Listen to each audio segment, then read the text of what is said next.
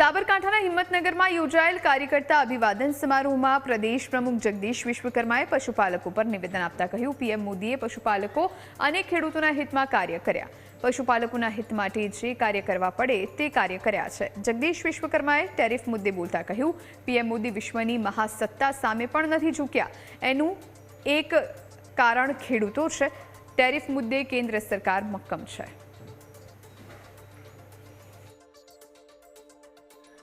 તો મારા ખેડૂતોની શું, મારા પશુપાલકોનું શું, આ ચિંતા કરવા માટે દેશના યશસ્વી પ્રધાનમંત્રી માનનીય મોદી સાહેબ ગમે તેવી મહાસત્તા સામે મિત્રો ઝૂક્યા નથી.